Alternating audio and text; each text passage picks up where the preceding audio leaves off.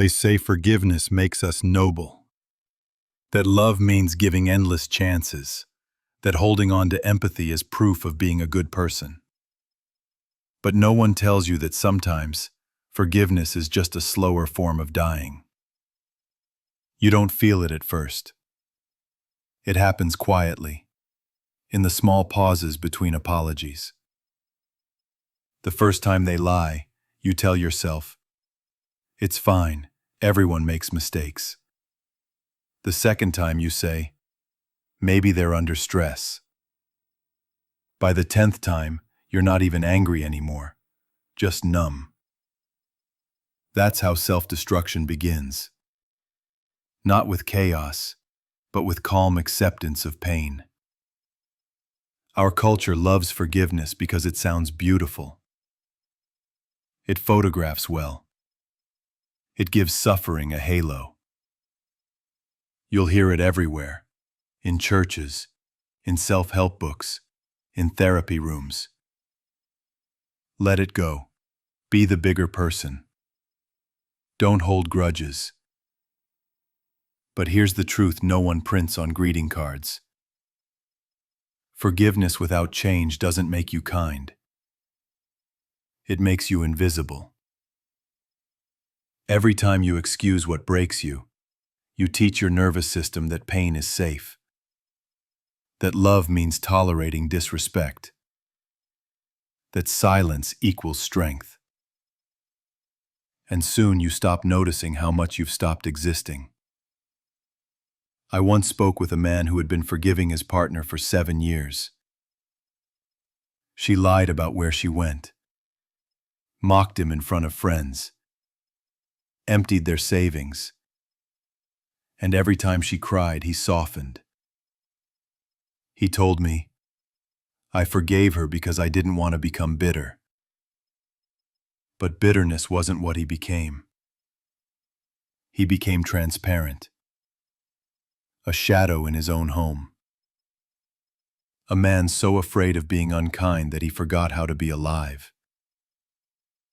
He said there was one night he stood in front of the mirror and didn't recognize himself.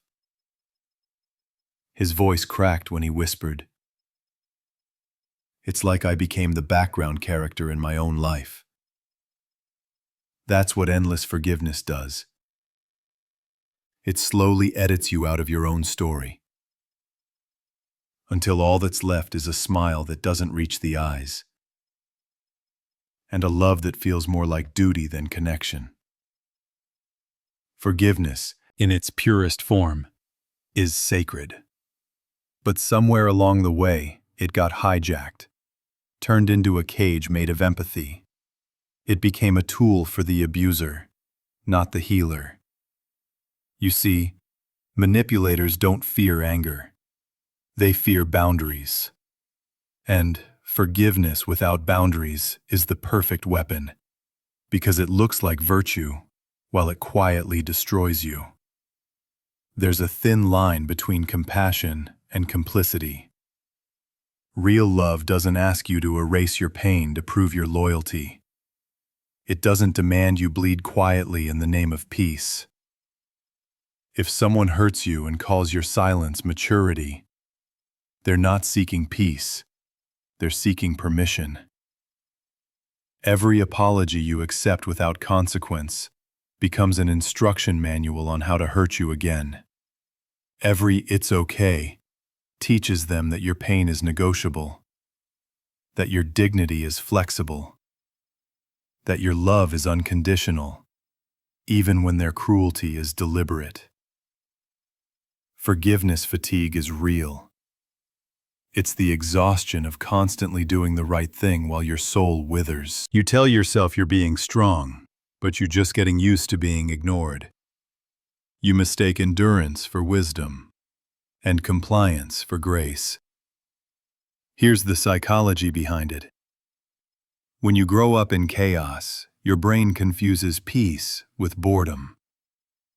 When you grow up with love that hurts, you mistake pain for depth. So as adults, we chase what feels familiar, even if it's destroying us. You forgive not because they deserve it, but because you're addicted to hope. Hope that this time the apology will mean something. Hope that the love you give will teach them how to love back. But hope without evidence isn't love. It's self-sabotage wearing a halo. Forgiveness is only holy when it meets repentance. Without it, forgiveness becomes surrender. And surrender, repeated enough times, becomes silence. That's the silence of the person who no longer expects change, who measures peace by how much noise they can tolerate before breaking. If you want to understand the illusion of endless forgiveness, picture this: a candle trying to light a storm. Each time the wind snuffs it out, it sparks again. Softer, smaller, dimmer. Until finally it still burns, but only enough to see its own flicker fade. That's what happens when your compassion outlives your self-respect. You start mistaking exhaustion for enlightenment. You tell yourself, "I'm evolving," when really, you're disappearing. I'm not telling you not to forgive. Forgiveness can free you, but only when it's paired with awareness. Forgiveness without boundaries is martyrdom. Forgiveness without accountability is consent to be hurt again. Real love doesn't ask you to disappear to prove devotion. Real love holds you and says, "You're safe here," even when you say no.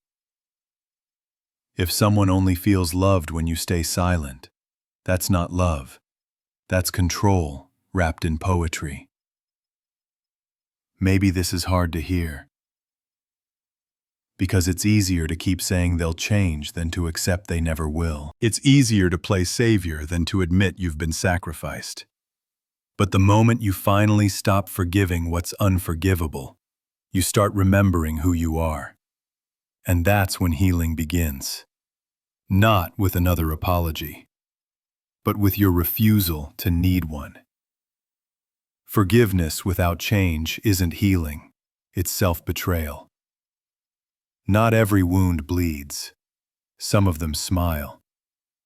Some of them whisper, "I love you," while slowly teaching you that love means losing yourself. There's a kind of abuse that doesn't look like abuse at all. No yelling, no hitting, no chaos. Just a quiet erosion of your sense of safety, disguised as affection. It's the kind that comes wrapped in care, tied with tenderness, and signed with words like forever and soulmate. It starts innocently. They tell you, "I only say this because I love you." But love shouldn't hurt to hear. He told me he stayed because she always cried when he tried to leave. Every time he packed his bag, she'd fall apart. She'd say she couldn't live without him, that she'd do something terrible if he walked out that door. And so, he stayed. Not because he was loved, but because he was afraid of being cruel. That's how manipulation wears the mask of mercy. It doesn't demand, it begs. It doesn't threaten, it pleads. And somewhere along the way, you stop realizing that guilt is not devotion. You call it love, but it feels more like obligation. You call it commitment, but it feels like captivity. No one teaches you that pity is not affection. That compassion without boundaries turns love into a leash. Because when someone says, "If you loved me, you would," what they mean is, "If you loved me, you'd do what I want." Then there's the silence. The kind that feels heavy enough to crush your ribs. The kind that fills a room after a fight, not because they need time to calm down, but because they know you can't stand the quiet. They stop speaking. They walk past you like you don't exist, and you start apologizing just to hear their voice again. You forget what you did wrong. You just want the silence to end. That's how control is built. Not through dominance, but through withdrawal. They turn connection into a currency, and you start paying with your dignity. Days later, when they finally speak, you breathe again. Grateful, not for peace, but for noise. And that's when they know they have you. Because now, your biggest fear isn't losing them. It's losing their attention. Sometimes the cruelty comes wrapped in tears. They cry after hurting you. They crumble in your arms after the argument they started. And because you're kind, you comfort them. You tell yourself that everyone makes mistakes, that they didn't mean it, that their pain proves their love. But it doesn't. Their pain is performance, a way to turn the spotlight away from your wounds and onto theirs. It's a trap of empathy, the cruelest kind. You become the caretaker of the person who broke you. You start apologizing for their suffering. Until one day, you're not sure whose pain you're trying to fix anymore. That's the paradox of emotional abuse. The abuser makes you feel like the savior, and in saving them, you lose yourself. Other times, the trap is dressed like protection. They say they just want to keep you safe. That's why they check your messages. That's why they track your location. That's why they need to know who you're with, what time you'll be home, why you smiled at that stranger. You tell yourself it's love because it looks like care. But care doesn't feel like interrogation, and safety doesn't feel like surveillance. There's a difference between someone watching over you and someone watching you. But when control is packaged as affection, it's hard to see the difference. At first, you mistake their possessiveness for passion. You think, they just love me too much, until you wake up one day and realize you've started asking permission to exist. That's not love. That's custody. And custody always comes with conditions. Then there's the most dangerous kind, the one that feels like destiny, the one that starts with, "We're the same." They tell you how their past mirrors yours. They mirror your pain, your fears, your dreams. You look into them and see every part of you reflected back. It feels faded, magical, like two broken souls recognizing each other in the dark. But later, when you fight, those same confessions are turned into weapons. Every secret you shared becomes a bullet. Every story you told becomes ammunition. They don't just know your soft spots. They built their power inside them. That's not love, that's infiltration. They didn't fall for you, they studied you. They learned how to love you just enough to earn your trust, then use that trust to break you more precisely. It's hard to explain to people who've never been there, because it looks perfect from the outside.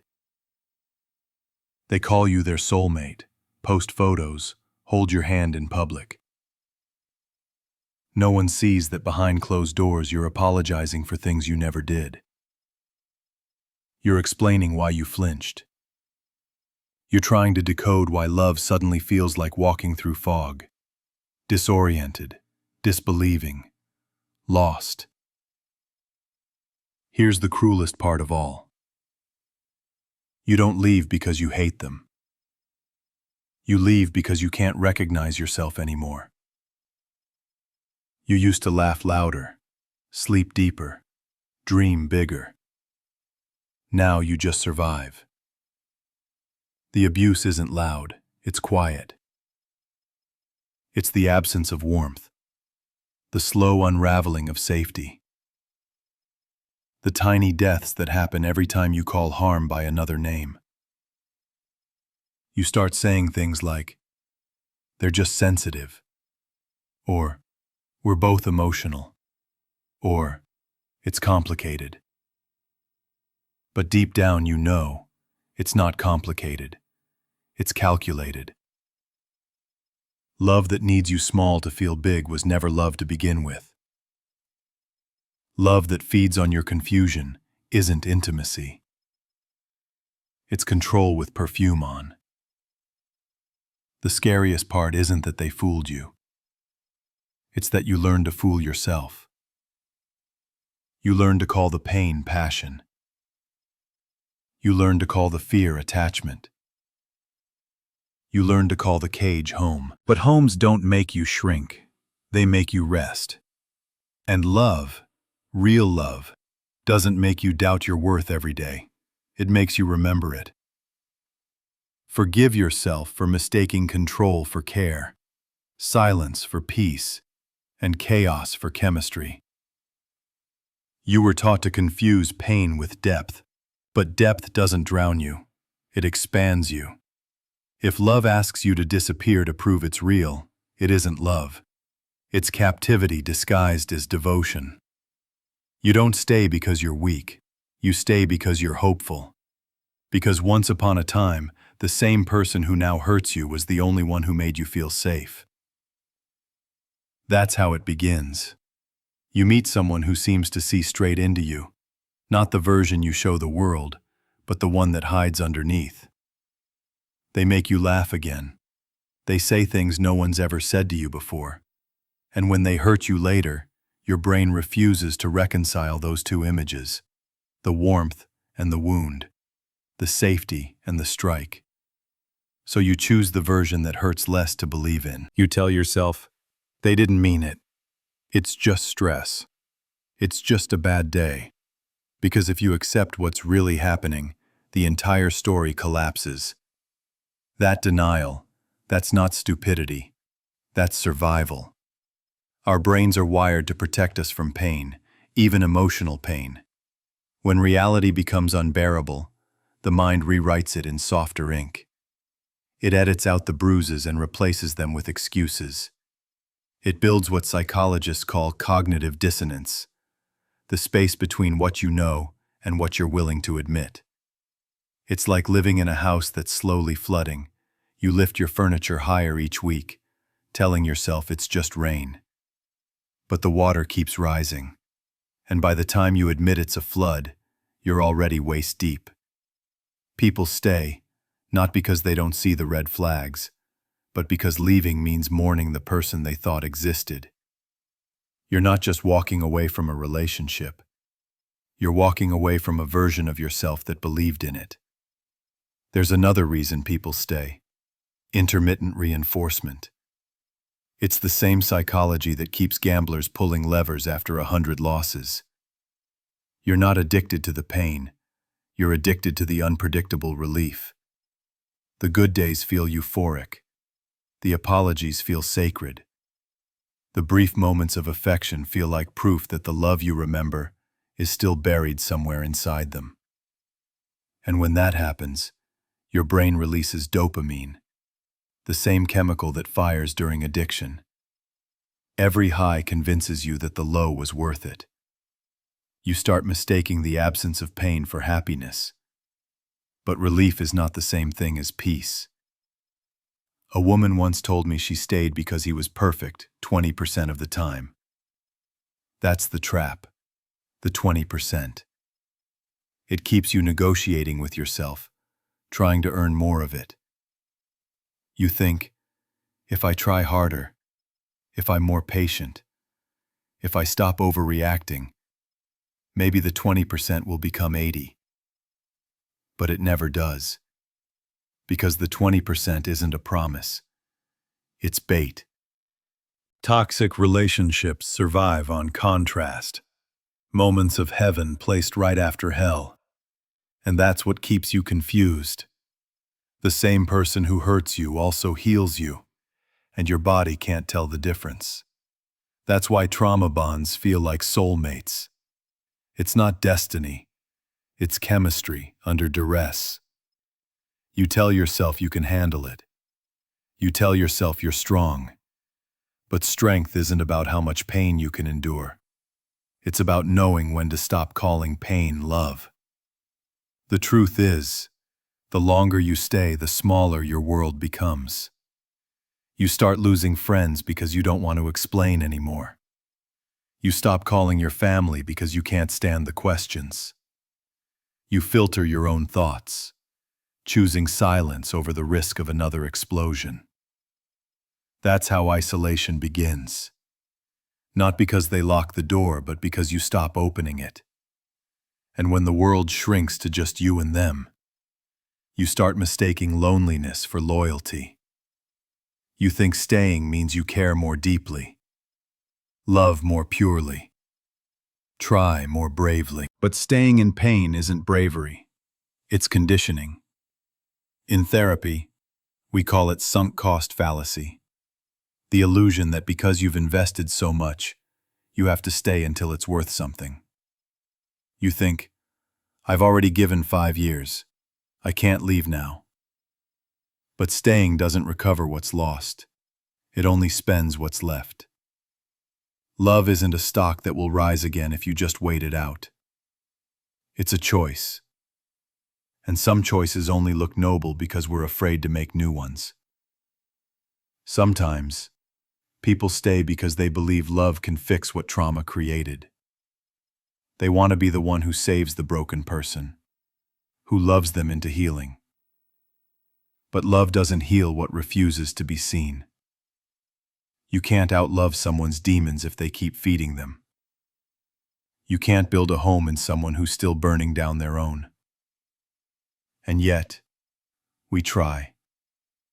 Because we see glimpses, those rare, gentle moments when they seem soft again, human again. You think, there they are, the person I fell in love with. And that flicker of warmth becomes your new religion. You worship it. You wait for it. You sacrifice everything for it. But here's the truth. The person you fell for still exists. They just don't live here anymore. And you can't resurrect them by staying in the graveyard of what used to be. When people finally leave, they always say the same thing. I just couldn't do it anymore. But what they really mean is, I finally believed myself. Because before you can walk away from someone else, you have to stop betraying yourself. You have to stop calling endurance love. You have to stop calling familiarity home. It takes time to unlearn the addiction to hope. It takes courage to accept that love isn't supposed to feel like negotiation. And it takes immense strength to choose solitude over survival. But once you do, you begin to heal. Because healing doesn't start when they apologize. It starts the moment you stop waiting for them to. Love should never feel like gambling with your sanity. It should never demand you shrink to fit inside someone else's comfort.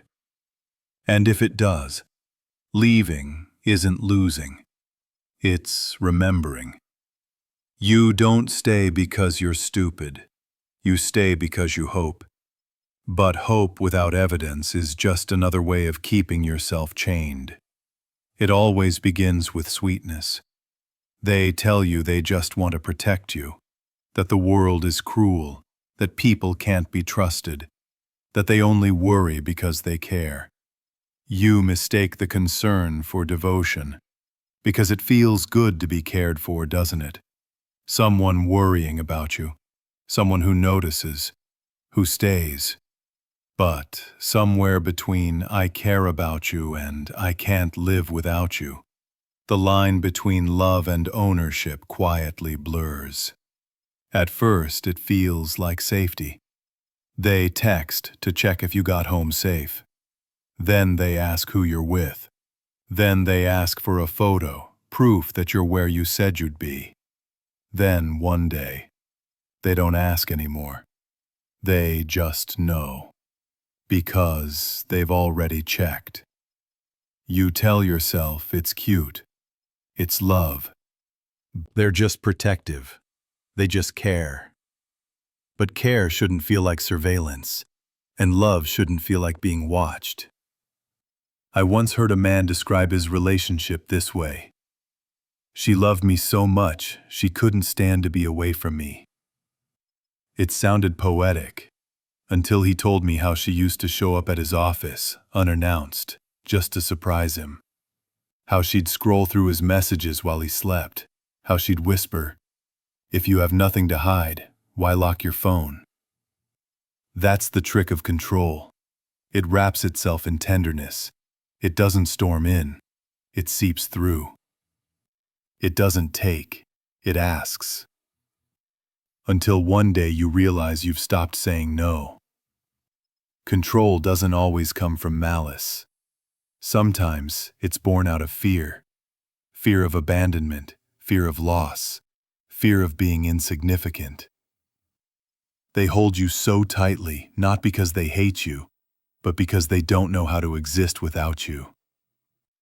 But fear is a poor foundation for love, because what begins as closeness soon becomes containment, and what begins as care becomes cage. Real boundaries are invisible. They breathe, they bend, they protect both sides. But when love turns into ownership, those boundaries start to vanish. You begin to shrink yourself to fit their comfort zone. You stop doing the things you love because it makes them uneasy. You stop meeting friends because they don't like how they look at you. You stop dressing the way you want because they just want you to be respected. Little by little, you vanish. Not all at once, but piece by piece, like tearing pages out of a book, quietly, until there's nothing left to read. They'll say, "I'm just trying to take care of you." But care that costs you your freedom isn't care. It's captivity scented with affection. Sometimes control looks like protection. Sometimes it looks like help. It sounds like, "Don't worry, I'll handle that. Let me take care of the finances. You don't need to work, I've got you." But the moment you depend entirely on them, emotionally, financially, socially, the dynamic shifts. What used to be partnership becomes permission. They stop asking, they start approving. You tell yourself it's teamwork until you realize you no longer have a vote in your own life. Your independence becomes a liability. Your opinions become arguments. And soon, the quietest way to keep the peace is to stop existing loudly. Here's the hard part. Control rarely looks like domination in the beginning. It looks like devotion. Because people who control aren't always villains. They're often people terrified of losing control themselves.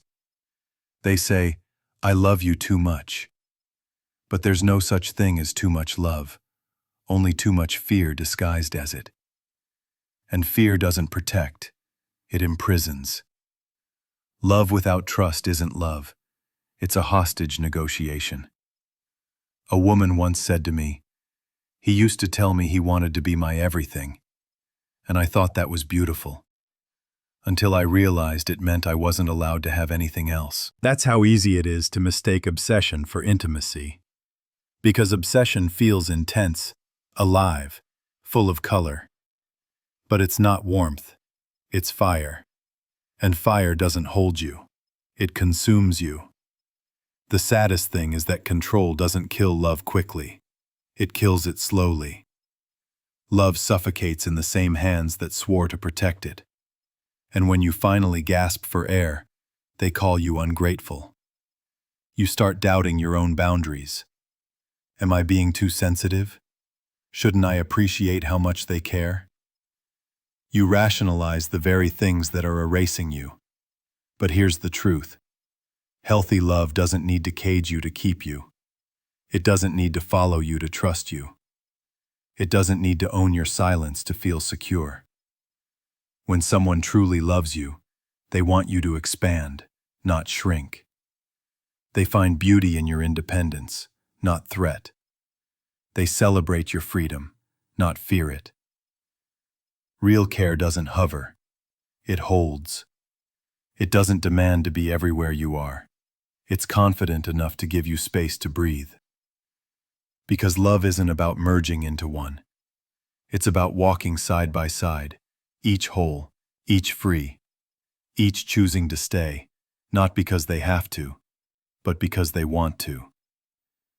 So if you find yourself justifying control as care, if you start calling possessiveness protection, remember, love that doesn't trust you doesn't truly see you. It only sees its reflection, and it's terrified of losing it. Control says, I need to know everything about you. Love says, I want to discover you, again and again, because you're your own person. Control says, you belong to me. Love says, you belong to yourself, and I'm honored to be beside you. The difference is subtle, until it's all that matters. One lets you breathe. The other teaches you to hold your breath and call it devotion. Love that fears your freedom was never love. It was control afraid of being exposed. It always starts the same way, with an apology that sounds like salvation. They come to you, eyes red, voice shaking, and for a moment, it feels like they finally understand. They say all the right words. I'm sorry. I'll change. I can't live without you. And you want to believe them. Not because you're naive, but because your heart is tired of being on guard. Because hope, even false hope, is easier to hold than emptiness. So you forgive. Again. And that's when the cycle resets. In toxic relationships, forgiveness doesn't end the pain. It resets it. It's the moment the abuser learns the most dangerous lesson of all. That your empathy has no expiration date. They don't hear, I forgive you. They hear, I can do it again. And slowly, forgiveness becomes a currency. You give it to buy peace that never lasts. You spend it to purchase a few quiet days, a few soft words, a few hours of warmth. But peace, paid for in apologies, always comes with interest. And the debt is always emotional. A woman once told me, he would scream at me, break things, disappear for days, then come back crying. And when he cried, it was like everything inside me broke open. She said forgiveness felt holy, almost sacred, because in that moment, she thought she'd finally reached the part of him that was still good. That's what makes the cycle so cruel. It feeds on your best qualities: compassion, loyalty, belief in redemption. You think you're saving someone, but really, you're teaching them that destruction has no consequences. The pattern always follows the same rhythm. Tension builds. The explosion happens. Then comes the remorse, the flowers, the tears, the promises. Then, the honeymoon phase. Laughter, tenderness, affection so intense it almost erases the memory of pain. And just when you start to feel safe again, the tension returns. The words sharpen, the distance grows, until, inevitably, it happens again. That's not love. That's conditioning. It's trauma bonding, the psychological trap where your body becomes addicted to the highs that follow the lows. Each act of harm releases cortisol, stress, fear. Each act of reconciliation releases dopamine, relief, hope. And your nervous system learns to crave the cycle itself. You start mistaking chaos for connection, because the moments of calm after the storm feel like love, but they're really just the eye of the hurricane. Forgiveness, when used by abusers, is a mirror. They hold it up so you can see only your kindness, not their cruelty. They say, "You're such a good person for forgiving me," and you glow, because for a moment, it feels good to be the healer. It feels noble. It feels like strength. But strength isn't how many times you can survive being broken. It's knowing when to stop letting someone use your grace as a weapon. Every time you forgive without consequence, you teach them your thresholds. You reveal how far they can push before you'll leave. And the cruelest truth? They're not guessing. They're studying you. They know the exact tone that will melt your anger, the exact gesture that will reopen the door, the exact word that will disarm your defenses. And they use it, not because they love you, but because they need to keep you where you are. A man once told me, "She always cried right after she hit me." He said he'd hold her while she sobbed, both of them shaking. He thought the crying meant she was sorry.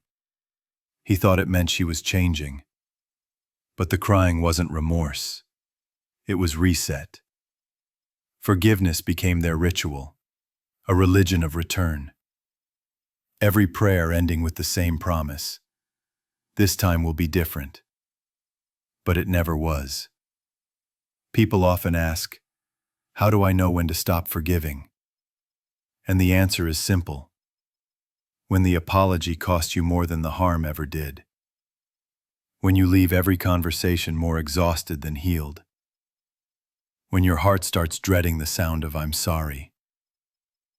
When the words lose meaning because they were never meant to change behavior, only to erase guilt. That's when forgiveness stops being divine and starts being denial.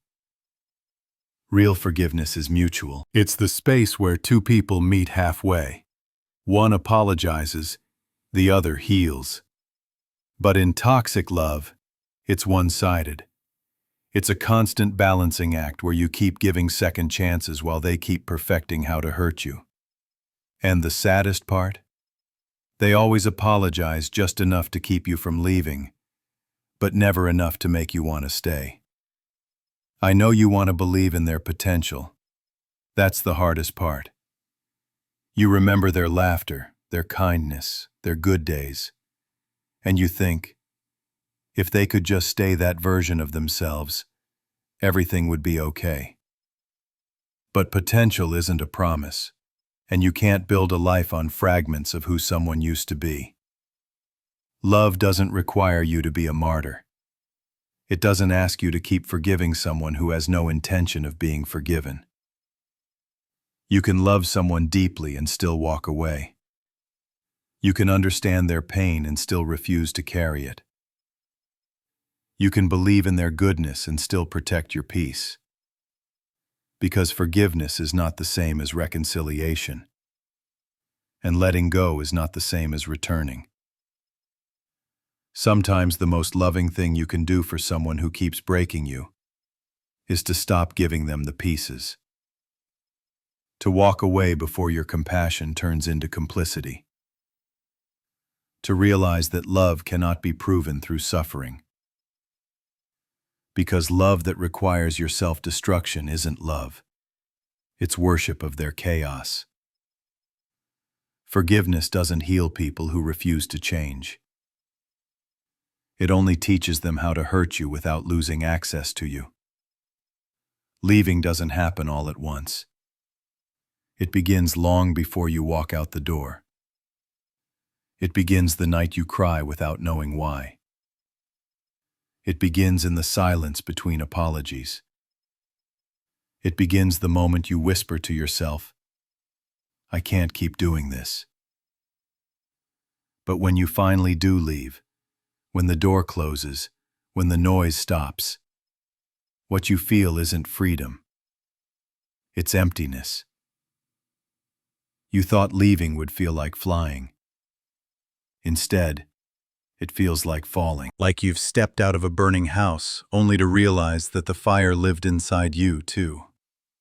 That's what no one tells you about survival. It doesn't end when you escape. It begins when you do. In the first weeks, everything feels strange. You wake up in the quiet and almost miss the chaos. You reach for your phone, out of habit, expecting a message that won't come. And when it doesn't, the silence feels heavier than the shouting ever did. It's confusing, isn't it? To miss the person who hurt you. To long for the very thing that broke you. But that isn't love. That's withdrawal. Your brain is detoxing from the chemical cocktail of fear and relief, of pain and affection. The bond you thought was love was really survival. And healing, at first, feels like dying. Because the version of you that learned to survive is the one that has to go. In therapy, they call it post-trauma clarity. It's when the fog begins to lift. You start remembering the things you had forgotten you loved. Coffee in the morning without anxiety. Music that doesn't remind you of them. Laughter that doesn't feel like rebellion. You rediscover the smallest rituals. Reading, breathing, walking outside at dusk. And suddenly those small things feel enormous. Because after years of managing someone else's chaos, peace feels almost unnatural. Healing doesn't come with fireworks. It comes in quiet moments. The first night you sleep deeply. The first time you laugh without guilt.